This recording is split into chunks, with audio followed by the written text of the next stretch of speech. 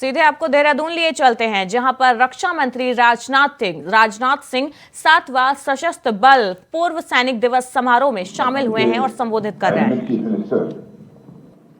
श्री पुष्कर सिंह धामी, सैनिक कल्याण मंत्री उत्तराखंड सरकार Shri Ganesh Joshi, chief of defence staff general Anil Chauhan, Shrimati Mala Rajya Lakshmi Shah, स्थानीय सांसद and Lieutenant General Yogendra Dimri, Army Commander, Lieutenant General Matthew, GOC, Major General Retired Yamil Aswal, President Uttarakhand ex-serviceman League, Armed Forces के सभी senior officials और मेरे बहादुर जवानों, सभी सम्मानित वेटरन्स, वीर नारियां और उनके परिजनगण, मीडिया के मित्रों, देवियों व सज्जनों, इस कार्यक्रम में आने के पहले मैं वार मेमोरियल पर गीत लेने के लिए गया था। मुझे यह जानकारी दी गई कि आज जो उसका भव्य स्वरूप हमको देखने को मिला है, उस पर कुछ ही वर्षों पहले काम प्रारंभ हुआ था। बहुत सारे लोगों का योगदान है,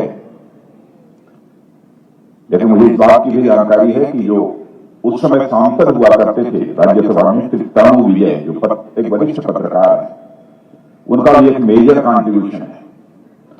समाज के जिस भी व्यक्ति का यदि हमारे वार मेमोरियल बनाने में अथवा हमारे वेटरन्स के लिए किसी प्रकार का कंट्रीब्यूशन होता है, तो स्वाभाविक रूप से मैं देश का रक्षा मंत्री होने के नाते अपनी तरफ से आभार व्यक्त करता हूं। तो मैं तनु विजय जी को भी इसके लिए मैं धन्यवाद देना चाहता हूं, उनके कंट्रीब्यूशन के लिए उनके प्रति मैं आभार व्यक्त करता हूं। देवियों और सज्जनों, आज 7th armed forces veterans day पर आप सभी लोगों के बीच होना, यह हमारे लिए एक अत्यधिक प्रसन्नता का विषय है। और मैं आप लोगों से यह भी अनुरोध करना चाहूंगा कि मेरा यह भाषण समाप्त होने के बाद आप तुरंत अपने स्थान से उठें ना, क्योंकि एक बार मैं यहां से चलकर वहां तक आपके पास आकर आप सभी का अभिवादन करना चाहूंगा, इसलिए मैंने यह आप सबसे अनुरोध किया। मुझे जानकारी दी गई है कि देश भर से अलग अलग जगहों पर इस तरह के वेटरन्स के आयोजन किए जा रहे हैं, और ऐसे आयोजन मैं मानता हूं कि समाज द्वारा हमारे वेटरन्स को सम्मानित करने और उनके प्रति कृतज्ञता ज्ञापित करने के एक महत्वपूर्ण माध्यम होते हैं। जैसा कि हम सभी जानते हैं और जनरल डिमरी ने भी बताया, इंडियन चीफ फील्ड मार्शल के एम करियप्पा 1953 में आज ही के दिन औपचारिक रूप से वह रिटायर हुए थे, और उसी दिन को आज हम वेटरन्स डे के रूप में मनाते हैं। आज से 7 वर्ष पहले सरकार ने आर्म्ड फोर्सेस वेटरन्स और उनके परिजनों के सम्मान में यह कार्यक्रम आयोजित करने का एक महत्वपूर्ण फैसला किया है। मेरा खुद का पूरा प्रयास रहता है कि मैं इन इवेंट्स में जरूर पहुंचूं और लोगों के साथ में सीधा संवाद स्थापित करूं। और जब से मैंने रक्षा मंत्री के रूप में दायित्व संभाला है, मैं लोगों के बीच जाता हूं और अपने सम्मानित वेटरन्स के साथ में सीधा संवाद भी स्थापित करता हूं। पिछली बार अन्य किसी स्थान पुणे संभवतः में गया था, और पहली बार जो वेटरन्स के बीच में गया था वो जयपुर में गया था। मैं हमेशा की तरह आपके बीच में हूं, और आगे भी मेरा यह प्रयास रहेगा कि कुछ भी हो, पर हमारे वेटरन्स को लेकर कोई आयोजन होता है तो मैं उस कार्यक्रम में निश्चित रूप से शिरकत करूं। जब मेरे यहां आने की रूपरेखा बन रही थी तो मुझसे पूछा गया कि देहरादून में वेटरन्स डे का आयोजन किया जा रहा है और वहां पर काफी ठंड है। तो मैंने कहा, ठंड से मुझे डराया क्यों जा रहा है? रात्रि में भी -14 देश का गृह मंत्री रहते हुए, होम मिनिस्टर रहते हुए, -14 डिग्री के टेम्परेचर में मैं रात को मैं रुक चुका हूं। तो देहरादून में आने में किस प्रकार का मुझे भय होना चाहिए, किस प्रकार का संकोच होना चाहिए? हमारे वेटरन्स को लेकर कोई आयोजन अगर हिमालय पर भी या सियाचिन में भी होता है तो मैं वहां जरूर जाऊंगा और उनसे मुलाकात करके आऊंगा। और मैं आज आप लोगों के बीच यहां पर रक्षा मंत्री के रूप में जिम्मेदारी संभालने के बाद ही मैंने उस समय के आर्मी चीफ और बाद में जो हमारे चीफ ऑफ डिफेंस स्टाफ बने थे जनरल बिपिन जी रावत, उनसे दूसरे दिन ही, जिस दिन मैंने शपथ ग्रहण की थी और यह रक्षा मंत्रालय की जिम्मेदारी मिली थी, मैंने उनसे आग्रह किया था कि मैं सियाचिन जाना चाहूंगा और कुमार पोस्ट पर जाकर वहां के नौजवानों से मिलने का मुझे अवसर प्राप्त हुआ था। साथियों, आज सारा देश समृद्धि के इन पर्वों को एक साथ मना रहा है, चाहे वो पर्व हमारे लोहड़ी के हों, बिहू हों, पोंगल, मकर संक्रांति। तो इन पर्वों की भी मैं आप सबको अपनी तरफ से हार्दिक शुभकामनाएं देता हूं। मैं समझता हूं कि इस समृद्धि के पीछे का कारण भी हम लोगों को मालूम होना चाहिए। लोहड़ी हो, बिहू हो, पोंगल हो या मकर संक्रांति, आप सभी को मालूम है कि यह सब कृषि से जुड़े हुए सब सारे त्योहार हैं और यह सभी हमारे समृद्ध कृषक संस्कृति के यह प्रतीक हैं। और यह बड़ी खुशी की बात है कि आज हमारा देश दुनिया के उन देशों में से एक है जो खाद्यान्न के मामले में न केवल पूरी तरह से आत्मनिर्भर है, बल्कि जरूरत पड़ने पर हम अन्य देशों को भी एक्सपोर्ट भी करते हैं। पर यह हमारी समृद्ध आखिर इस देश को कैसे हासिल हुई? क्या यह हमारी समृद्धि केवल देश की उर्वर भूमि से हासिल हुई? क्या यह केवल उन्नत किस्म के बीजों और खाद और पानी से हासिल हुई?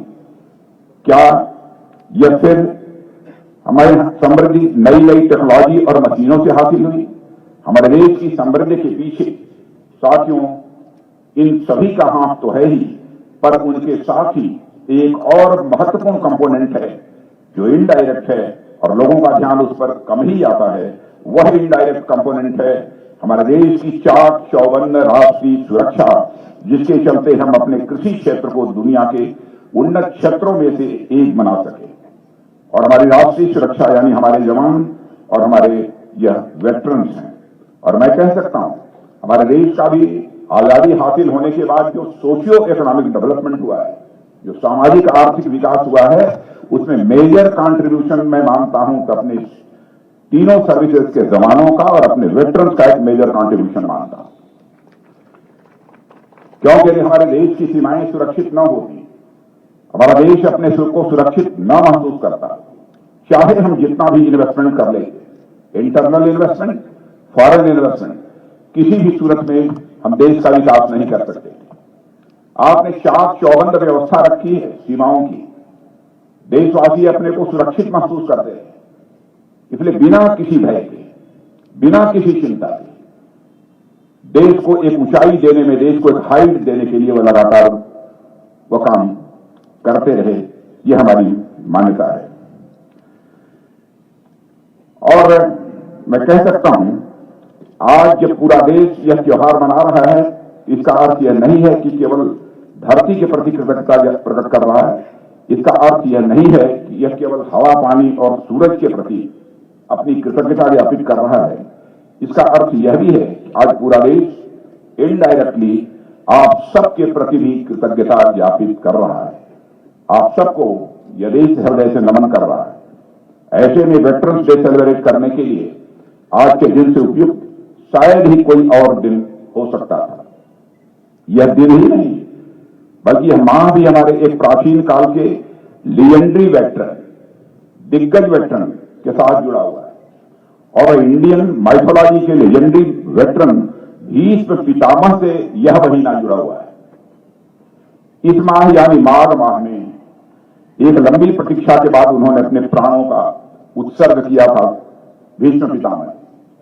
और आप सभी जानते हैं कि इंडियन माइथोलॉजी में भीष्म पितामह जैसा कोई दूसरा वेटरन मिलना कितना कठिन है। अपनी प्रतिज्ञा के वे ऐसे पालन करता थे कि आगे चलकर भीष्म का नाम अटूट प्रतिज्ञा का पर्यायवाची बन गया। आज भी समाज में जब कोई बड़ी और कठिन प्रतिज्ञा देता है तो उसे वह भीष्म प्रतिज्ञा का नाम देता है। हमारी आर्म्ड फोर्सेस के जवान और वेटरन्स भी मैं समझता हूं भीष्म से किसी मामले में कम नहीं है। हमारे वीर जवान जब भी किसी कार्य का बीड़ा उठा लेते हैं तो चाहे धरती इधर से उधर हो जाए, पर उस कार्य की सफलता पर कहीं कोई संदेह नहीं रह जाता है। जिस तरह भीष्म पितामह अपनी निष्ठा, प्रतिज्ञा और अनुशासन के पर्याय बन चुके हैं, उसी तरह मैं समझता हूं आज हमारी सेनाएं भी अपनी प्रतिज्ञा और अनुशासन का एक बहुत बड़ा पर्याय बन चुकी हैं, और यह सब आप जैसे वेटरन्स के त्याग और समर्पण की बदौलत ही संभव हो सका है। इसलिए आप लोगों की जितनी भी सराहना की जाए वह कम है। साथियों, जब मैं यहां आ रहा था तो मेरे एक मित्र उत्तराखंड के बारे में चर्चा कर रहे, बताने लगे कि उत्तराखंड में एक से एक बढ़कर चीजें हैं जो बड़ी ऊंचाई पर स्थित हैं। उन्होंने कुछ पीक्स के नाम गिनाए, हाई एल्टीट्यूड जू का नाम गिनाया, कुछ वाटरफॉल्स के नाम गिनाए और कुछ एस्टेब्लिशमेंट के नाम भी उन्होंने गिनाए, और इसी तरह की कई बड़ी ऊंची चीजों की जानकारी उन्होंने दी। जब उनकी बात खत्म हुई तो मैंने कहा, एक चीज आप भूल रहे हैं जो मैं समझता हूं इन सबसे भी ऊंची है। उन्होंने थोड़ा बहुत सोचा, याद करने का प्रयास किया, पर समझ नहीं पाए, बोले फिर आप ही बताइए। मैंने कहा, माना कि ये सब सारी चीजें बहुत ही ऊंची हैं, पर कुछ है जो इन सबसे भी ऊंचा है, और वह है हमारे उत्तराखंड के जवानों और वेटरन्स का हौसला, उनका जोश और उनका साहस। इनके सामने बड़ी ऊंची चीजें भी बौनी पड़ जाती हैं, और मैं यह बस कहने के लिए नहीं कह रहा हूं, यह सच्चाई है, यह हकीकत है। और साथियों, जब भी इस देश को जरूरत पड़ी है, उत्तराखंड के जाबाज बहादुर ने अदम्य साहस, शौर्य और पराक्रम का प्रदर्शन करते हुए देश की एकता, अखंडता और संप्रभुता की सुरक्षा की है। स्वतंत्रता के पहले का संग्राम हो अथवा स्वतंत्रता के बाद का युद्ध, उसमें यहां के वीरों ने अपने जान पर खेलकर राष्ट्र के आन बान शान और स्वाभिमान की सदैव रक्षा की है। वीर चंद्र सिंह गढ़वाली जी की आज कौन नहीं जानता, जिन्होंने अपने निजी हितों को दांव पर लगाते हुए भारत देश की स्वतंत्रता की लड़ाई लड़ने वालों का साथ दिया। इसी तरह उत्तराखंड की धरती के अनेक जांबाज सिपाही रहे हैं, जिन्होंने भारत के भविष्य के लिए अपना वर्तमान स्वाहा कर दिया। साथियों, कारगिल वार में दुश्मनों को धूल चटाने में उत्तराखंड के जवानों ने बहुत ही महत्वपूर्ण भूमिका का निर्वाह किया है। राष्ट्र की वेदी पर जब आहुतियां पड़ने लगी तो क्या देहरादून, क्या पिथौरागढ़, क्या उत्तरकाशी, क्या उधम सिंह नगर, यानी समस्त उत्तराखंड के जवान अपनी जान हथेली पर लेकर खड़े हो गए। इस वार में उत्तराखंड के अनेक जवानों ने अपनी बहादुरी का परिचय देते हुए दुश्मनों के छक्के छुड़ा दिए थे। रहे होंगे दुश्मनों के पास बड़े बड़े हथियार, बम, तोप, गोले और बारूद, मिसाइल, पर हमारे सैनिकों के पास इन इक्विपमेंट के साथ साथ कुछ और भी था जो उनसे भी बड़ा था, और वह था हमारे सैनिकों का हौसला। और इस हौसले के बल पर ही हमारे जवानों ने दुश्मनों को आईना दिखा दिया। इस बार में अपना सर्वोच्च बलिदान देने वाले वीर सैनिकों की एक बड़ी संख्या हमारे उत्तराखंड से थी। इसी तरह ही प्रदेश ने राष्ट्रीय सुरक्षा में अपना जो कीर्तिमान स्थापित किया है, वह आगे आने वाले लंबे समय तक इसकी आभा को बनाए रखेगा। साथियों, औपचारिक रूप से ऐसे कार्यक्रम में आप लोगों का सम्मान भले ही साल में 2 या 4 बार हो, पर वास्तविकता में इस देश की जनता में आप लोगों का सम्मान हमेशा बना रहता है। इस देश के प्रति आप लोगों की निस्वार्थ भक्ति और आपके सैक्रिफाइसेस को शब्दों में बयान नहीं किया जा सकता। हमारी फॉर्मिडेबल आर्म्ड फोर्सेस के कारण ही इस देश का एक एक नागरिक सुरक्षित है और देश दुनिया में सिर ऊंचा करके वह चलता है। विश्व के मानचित्र पर आज हमारा देश जिस स्वाभिमान के साथ अंकित है, उसके पीछे आप लोगों का बहुत बड़ा योगदान है। आज भारत ही नहीं, दुनिया इस सच्चाई को स्वीकार कर रही है कि आज भारत का कद सारी दुनिया में ऊंचा हुआ है। भारत अब पहले जैसा भारत नहीं रहा है। पहले अंतर्राष्ट्रीय मंचों पर भारत कुछ बोलता था तो भारत की बातों को लोग जिस गंभीरता पूर्वक लिया जाना चाहिए नहीं लेते थे, लेकिन आज भारत यदि अंतर्राष्ट्रीय मंचों पर कुछ बोलता है तो सारी दुनिया कान खोलकर सुनती है कि भारत बोल क्या रहा है। यह भारत की हैसियत बनी सारी दुनिया में। साथियों, मैं आप जैसे देश के वीर प्रहरियों के बीच पहुंचता हूं तो मुझे प्रसन्नता होती है और सच्चाई है कि मैं स्वयं को गौरवान्वित भी अनुभव करता हूं। मेरी आंखों के सामने आप लोगों की बहादुरी और बलिदान के दृश्य उभरने लगते हैं। आप लोग हमारे देश की सीमाओं सहित हमारी एकता अखंडता के प्रहरी रहे हैं। एक बात की ओर कभी आप लोगों ने ध्यान दिया है कि हमारे देश में लोगों को कई छोटी छोटी चिंताएं भले ही हों, और किसान को उसकी फसल की चिंता, व्यापारी को उसके व्यापार की चिंता, बच्चों को उनकी पढ़ाई की चिंता आदि आदि, पर किसी को कभी भी हमारे देश की सुरक्षा जैसी बड़ी चीज के बारे में सोचने की जरूरत नहीं पड़ती है, क्योंकि उन्हें मालूम है कि देश की सीमाओं पर आप जैसे वीर सिपाही तनमन से खड़े हैं। यह देश चैन से सोता है क्योंकि आप जैसे लोग वहां जागते हैं, इसलिए आप लोगों के प्रति मेरा मन श्रद्धा से भर जाता है। साथियों, मैं तो कहता हूं कि हमारे राष्ट्रीय सुरक्षा की स्थिति कुछ इस प्रकार की है जो स्थिति भोजन में नमक की होती है।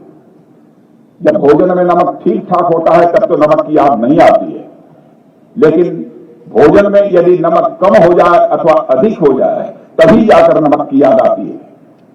और कोई संकट यदि पैदा होता है तब लोग इसकी आवश्यकता महसूस करते हैं कि सचमुच हमारे इन संकटों से देश की सुरक्षा को यदि कोई उबार सकता है तो हमारे देश के बहादुर सेना के जवान भी उबार सकते हैं। तब जाकर स्वाभाविक रूप से ध्यान उस और लोगों को जाता है, नहीं तो निश्चिंत होकर वो अपनी जिम्मेदारियों का निर्वाह करते रहते हैं। साथियों, हमारे देश में अनेक प्रकार के प्रोफेशनल होते हैं, सभी अपने अपने अनुरूप राष्ट्र की सेवा करते हैं। हमारे देश में ब्यूरोक्रेट्स हैं, डॉक्टर्स हैं, इंजीनियर्स हैं, चार्टर्ड अकाउंटेंट्स हैं, टीचर्स हैं और सभी राष्ट्र की प्रगति में अपना अपना योगदान देते हैं। पर आप लोगों ने ध्यान दिया होगा कि देश में कितने ऐसे प्रोफेशनल्स हैं जिनमें यक्स प्रोफेशनल के वेलफेयर के लिए एक पूरा विभाग बनाया गया। और मैं देखता हूं कि पेंशन आदि की व्यवस्था के लिए किसी दूसरी सेवाओं में कोई अलग से कोई विभाग बनाया गया हो, ऐसा कोई विभाग नहीं है। पर किसी मंत्रालय के अंतर्गत उसके पूर्व कर्मचारियों और अधिकारियों के लिए कोई डेडिकेटेड डिपार्टमेंट हो, ऐसा आपने नहीं देखा होगा। जबकि हमारे वेटरन्स बंधुओं के वेलफेयर के लिए रक्षा मंत्रालय। तो देहरादून में सशस्त्र बल पूर्व सैनिक दिवस को रक्षा मंत्री राजनाथ सिंह संबोधित कर रहे थे। खबरों में आगे बढ़ते हैं। 16-17 जनवरी को बीजेपी कार्यकारिणी की एक अहम बैठक होनी है। पीएम मोदी, अमित शाह, जेपी नड्डा इस बैठक में शामिल होंगे। पार्टी दफ्तर एनडीएमसी कन्वेंशन सेंटर में बीजेपी की ये अहम बैठक होनी है। 17 जनवरी को पीएम मोदी इस बैठक को संबोधित करेंगे। बड़ी अपडेट आपको दे रहे हैं। 16 जनवरी को सीएम योगी भी इस बैठक में शामिल होंगे। लोकसभा चुनाव 2024 के पहले ये एक महत्वपूर्ण बैठक मानी जा रही है बीजेपी की, जिसमें पीएम नरेंद्र मोदी शामिल होंगे और भी बीजेपी के तमाम बड़े नेता इस बैठक में शामिल होंगे। लोकसभा चुनाव 2024 के पहले की ये महत्वपूर्ण बैठक मानी जा रही है। 9 राज्यों में विधानसभा चुनाव पर गहन चर्चा हो सकती है, रणनीति पर मंथन किया जा सकता है। इस बैठक में बड़ी अपडेट आपको दे रहे हैं। लोकसभा चुनाव 2024 के पहले बीजेपी अपनी तरफ से सारी तैयारियों को पूरा करना चाहती है। रणनीति पर मंथन किया जाएगा 2024 के लोकसभा चुनाव को लेकर। उससे पहले 9 राज्यों में विधानसभा चुनाव होने हैं, जिसको लेकर इस बैठक में गहन मंथन किया जाएगा। पीएम मोदी, अमित शाह, जेपी नड्डा इस बैठक में शामिल होंगे। पार्टी दफ्तर और एनडीएमसी कन्वेंशन सेंटर में बीजेपी की ये अहम बैठक होनी है। 17 जनवरी को पीएम मोदी इस बैठक को संबोधित करेंगे।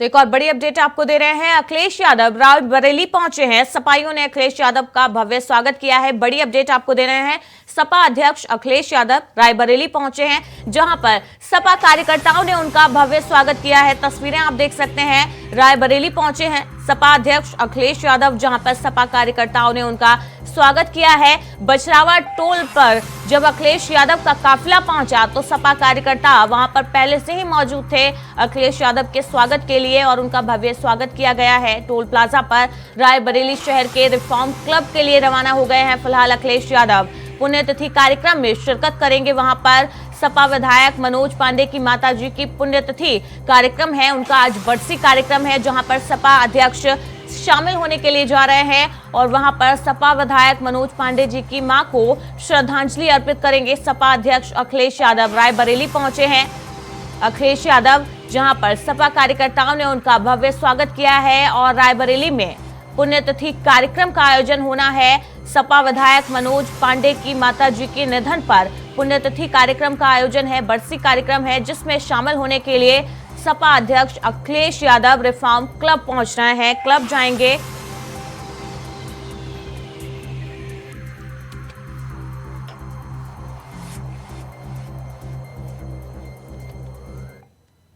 वहीं कानपुर थाने के पनकी क्षेत्र के गंगागंज में एक युवक की सर कुचलकर हत्या कर दी गई। स्थानीय लोगों की सूचना पर भारी पुलिस बल के साथ घटनास्थल पर पहुंचे पनकी एसपी ने मौके का मुआयना किया। पुलिस ने घटनास्थल के साथ रक्त रंजित ईंट को भी बरामद किया है। घर के पास खाली मैदान में उसका शव पड़ा हुआ मिला था। लोगों ने मैदान में शव को देखा और घटना की जानकारी पुलिस को दी। पुलिस मौके पर पहुंची है और घटनास्थल का मुआयना किया। लोगों से पूछताछ की जा रही है और आगे की कार्रवाई में पुलिस जुट गई है और शव को पोस्टमार्टम के लिए भेज दिया गया है। पोस्टमार्टम रिपोर्ट आने के बाद आगे की कार्रवाई की जाएगी। तो कानपुर में एक युवक का शव पड़ा मिला जिसके बाद स्थानीय लोगों ने पुलिस को सूचित किया। पुलिस मौके पर पहुंची। शव को कब्जे में लेकर पुलिस आगे की जांच में जुट गई है। वहीं बलिया शहर से सटे काजीपुरा मोहल्ले में रेलवे की भूमि पर किए गए अवैध निर्माण और अतिक्रमण को रेलवे पुलिस की ओर से बुलडोजर चलाकर हटाया गया। इस दौरान जेसीबी से आधा दर्जन पक्के मकान और चारदीवारी को ध्वस्त कर दिया गया। भूमि को अतिक्रमण से मुक्त कराया गया। वहीं रेलवे सुरक्षा बल की इस कार्रवाई से अतिक्रमणकारियों में खलबली मच गई। सभी लोग ठंड में आशियाने को बचाने के लिए अधिकारियों से गुहार करते रहे, लेकिन अवैध निर्माण हटाने के बाद ही रेलवे का बुलडोजर रुका है। बलिया मॉडल रेलवे स्टेशन के पूर्व स्थित काजीपुरा मोहल्ले में काफी दिनों से अतिक्रमण की खबरें सामने आ रही थी। अतिक्रमणकारियों ने झोपड़ी और पक्के मकान का निर्माण कर रेलवे की भूमि पर अवैध कब्जा किया था, जिसके बाद रेलवे की तरफ से अब अवैध निर्माणों पर बुलडोजर चलाया गया है। लोग इस ठंड में अपने आशियाने को बचाने की गुहार करते रहे अधिकारियों से, लेकिन रेलवे का बुलडोजर उनके मकानों को ध्वस्त करने के बाद ही रुका। किसी तरह की कोई गुहार नहीं सुनी गई। सभी झुग्गी झोपड़ियां, पक्के मकान जो भी अतिक्रमण की जद में थे, सब पर बुलडोजर चलाया गया।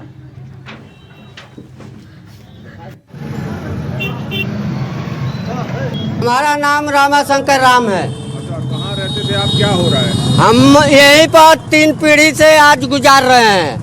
हमारा बाप भी गुजर गया, हमारा दादा भी गुजर गए, हम लोग भी यहाँ पर रहते हैं। रहना हम लोग का खाना पीना मुश्किल कर दिए हैं। रेलवे आज क्या कर रहा है? रेलवे उजाड़ रही है, कह रही है कि तुम लोग जाओ यहाँ से, हटो।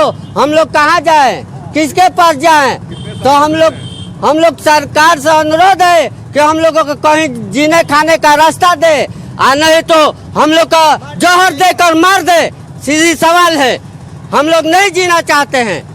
ऐसे इसी में किसी तरह हम लोग बाल बच्चे लेकर ठंडी में अपना गुजारा कर रहे हैं। बट बाल बच्चे लेकर कहाँ जाएंगे? हम कहाँ जाएंगे? किसके दरवाजे पर जाएंगे? हैं? कोई नहीं हम लोग का सुन रहा। हमारा नाम रामाशंकर राम है। अच्छा, कहाँ रहते थे आप? क्या हो रहा है? हम यहीं पर 3 पीढ़ी से आज गुजार रहे। वहीं प्रयागराज में बिहार के शिक्षा मंत्री चंद्रशेखर पर केस दर्ज किया गया है। माघ मेले में आज शिव योगी मौनी महाराज ने केस दर्ज करवाया है बिहार के शिक्षा मंत्री पर। झूसी थाने में शिक्षा मंत्री के खिलाफ शिकायत दी गई है। रामचरितमानस को लेकर जो उन्होंने अमर्यादित टिप्पणी की है, उसके खिलाफ मुकदमा दर्ज कराया गया है। शिकायत में लिखा गया है कि राष्ट्र के राम भक्तों और सर्व समाज के लोगों का अपमान किया गया है शिक्षा मंत्री चंद्रशेखर द्वारा, इसलिए उनके खिलाफ एफआईआर दर्ज की गई है। शिव योगी मौनी महाराज ने ये एफआईआर दर्ज कराई है बिहार के शिक्षा मंत्री के खिलाफ। वहीं एक और बड़ी अपडेट आपको दे रहे हैं। रांची में बीजेपी का मिलन समारोह आयोजित किया गया है। कर्नल वीके सिंह ने बीजेपी का दामन थामा है। कांग्रेस के हरीश सिंह भी बीजेपी में शामिल हुए हैं। प्रदेश अध्यक्ष दीपक प्रकाश ने सदस्यता दिलाई है इन दोनों को। कर्नल वीके सिंह ने बीजेपी का दामन थाम लिया है। कांग्रेस के हरीश सिंह भी बीजेपी में शामिल हुए हैं। बीजेपी प्रदेश अध्यक्ष दीपक प्रकाश ने इनको बीजेपी की सदस्यता दिलाई है।